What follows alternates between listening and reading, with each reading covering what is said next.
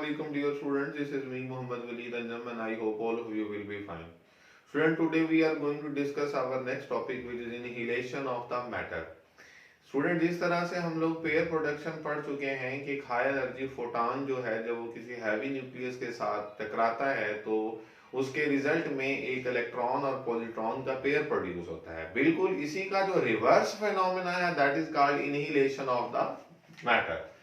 अगर हम इस पॉइंट को लिखें तो हम इस तरह से लिखेंगे the reverse process of pair production is called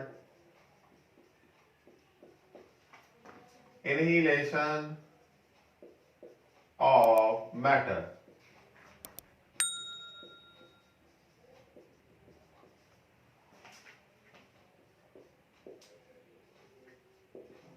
और ये बेसिकली इनहिलेशन ऑफ मैटर है क्या, उसको देख लेते हैं। कहता है when an electron and positron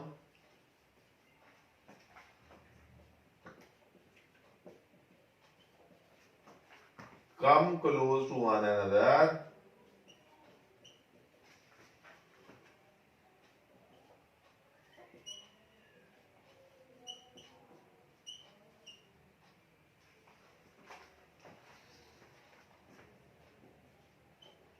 they fuse together and high energy photons in the range of gamma rays are produced। और इस प्रोसेस को हम क्या नाम देते हैं? This process is called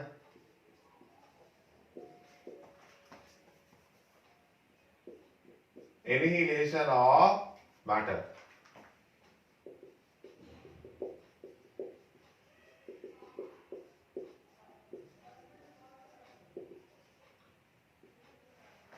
अब स्टूडेंट अगर हम इसी प्रोसेस का एक स्कीमेटिक देख लें तो स्कीमेटिक में क्या है, यानी कि हमारे पास जो एक इलेक्ट्रॉन है और एक पॉजिट्रॉन जो है जब ये एक दूसरे के करीब आते हैं तो ये फ्यूज कर जाते हैं।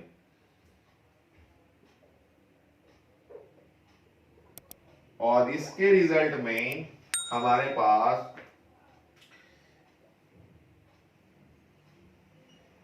दो फोटॉन्स प्रोड्यूस होते हैं in the range of gamma rays, और हम उनको क्या नाम देते हैं? फोटॉन, ये फोटॉन। और ये हमारे पास जो इलेक्ट्रॉन और पॉजिट्रॉन है ये दोनों एक दूसरे के करीब आते हैं, तो जाहिर सी बात है फिर इन दोनों की जो डायरेक्शन होगी वो कुछ इस तरह से होगी। ये हमारे पास इलेक्ट्रॉन है और ये पॉजिट्रॉन है, और जो हमारा रिजल्ट बन रहा है वो कुछ इस तरह से बन रहा है कि इन दोनों की फ्यूजन के रिजल्ट में इनकी इंटरेक्शन की वजह से जो फोटॉन्स प्रोड्यूस हुए हैं वो बेसिकली कौन से हैं? गैमा रे फोटॉन्स। और ये दोनों फोटॉन्स भी एक दूसरे से ऑपोजिट डायरेक्शन में मूव करते हैं ताकि मोमेंटम को कंजर्व रखा जा सके। तो ये हम डिस्कशन करेंगे, हमें पता चल जाएगा। और अगर हम इसका मैथमेटिकल रिजल्ट देखें तो हमारे पास जो इक्वेशन बनेगी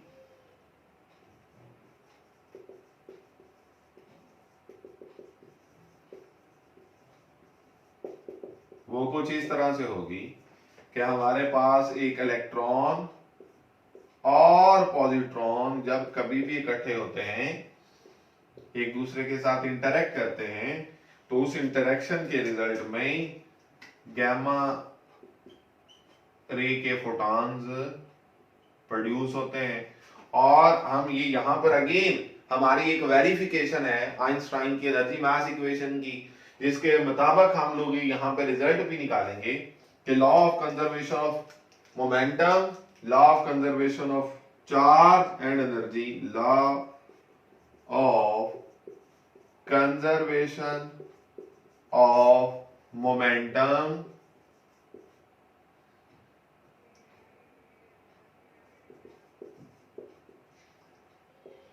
law of conservation of momentum की अगर हम बात करें तो हम ये कहते हैं चूंकि इलेक्ट्रॉन और पॉजिट्रॉन दोनों का मास सेम है और इन दोनों की जो वेलोसिटीज है वो भी हम कहते हैं कि इनकी जो स्पीड है वो भी सेम है, डायरेक्शन एक दूसरे के ऑपोजिट है, जिसकी वजह से इसका जो मोमेंटम होगा और इसका जो मोमेंटम होगा मैग्नीट्यूड में तो एक दूसरे के इक्वल होंगे, लेकिन डायरेक्शन क्योंकि एक दूसरे के ऑपोजिट है, लिहाजा रिजल्ट क्या हो जाएगा कि इनका जो नेट मोमेंटम होगा वो क्या हो जाएगा, जीरो हो जाएगा। तो हम यहाँ पर ये पॉइंट भी लिख देते हैं, electron and positron has same value of magnitude of momentum but of opposite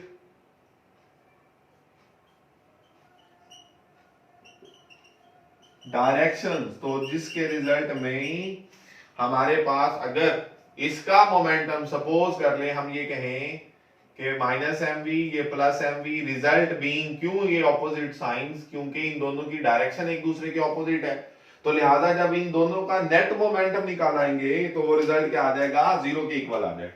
तो हम यहां पर लिखेंगे कि नेट मोमेंटम वो किसके इक्वल आ जाएगा, जीरो के इक्वल आ जाएगा। और अगर नेट मोमेंटम इन दोनों का जीरो के इक्वल आ गया तो बिल्कुल उसी चीज को कंजर्व करने के लिए ये जो फोटॉन्स होंगे ये भी ऑपोजिट डायरेक्शन में मूव करेंगे। तो हम यहां पर ये पॉइंट लिखेंगे भी कि फोटॉन्स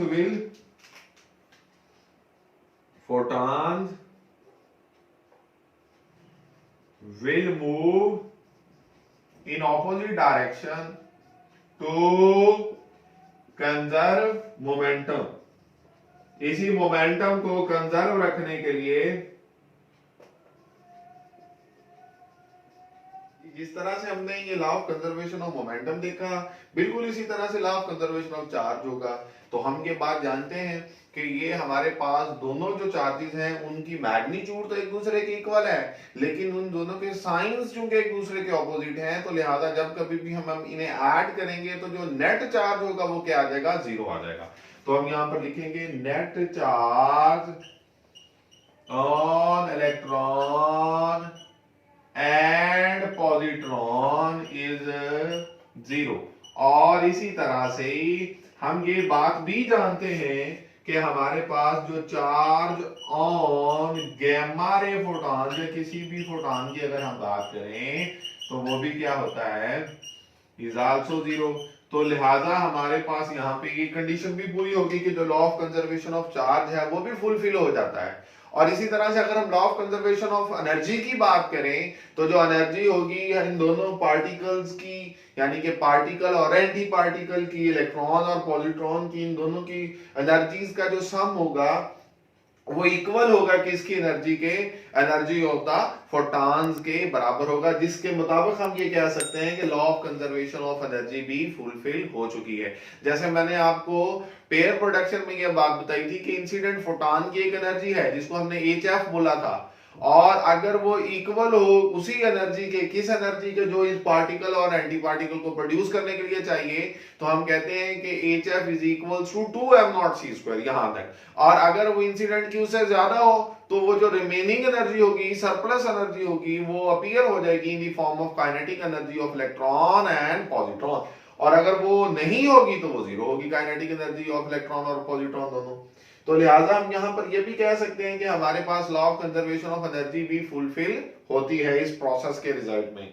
जी स्टूडेंट, कुछ पॉइंट्स हैं जो इसी के रेलिवेंट हैं, जो ऑब्जेक्टिव के लिए बड़े इंपॉर्टेंट है। कहता है ये जो एग्जिस्टेंस ऑफ पॉजिट्रॉन सबसे पहले जो प्रिडिक्ट की गई, डिरैक ने प्रिडिक्ट की किस में, 1928 में।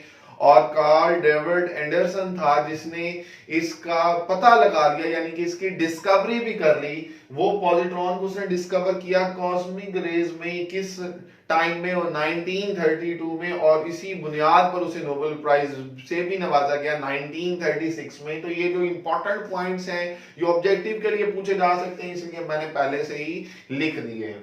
इसी तरह से स्टूडेंट हमारे पास एक ये कॉन्सेप्ट आ जाता है कि पार्टिकल एंड एंटी पार्टिकल। हमेशा कायनात में अगर हम देखें हर मैटर का एक एंटी मैटर मौजूद है, तो इसी लिहाज से हर पार्टिकल का एक एंटी पार्टिकल भी मौजूद है। और जब कभी भी ये पार्टिकल और एंटी पार्टिकल किसी एक जगह पर इकट्ठे होते हैं तो ये फ्यूज हो जाते हैं, एक दूसरे को डिस्ट्रॉय कर देते हैं, और रिजल्ट क्या आ जाता है कि वहां पर गामा रेज के जो फोटॉन है वो अपीयर हो जाते हैं, जिसको हमने इनहिलेशन ऑफ द मैटर का नाम दिया था।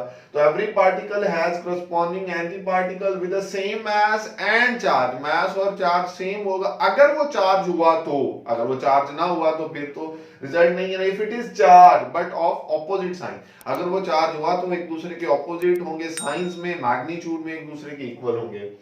Particle and anti particle can not exist together at one point, एक पॉइंट पर कभी भी वो इकट्ठे नहीं होंगे, क्योंकि जब कभी भी वो मिलेंगे वो एक दूसरे के साथ वो एनिहिलेट कर जाएंगे। तो लिहाजा ये वो तमाम पॉइंट्स हैं जो इस टॉपिक से रेलिवेंट हैं। स्टूडेंट्स, मैं उम्मीद करता हूं कि ये तमाम पॉइंट्स जो हमने इस लेक्चर में डिस्कस किए हैं आपको बहुत अच्छी तरह से समझ आ चुके होंगे। Please don't forget to subscribe and like my channel and to take good care of yourself. अल्लाह हाफिज।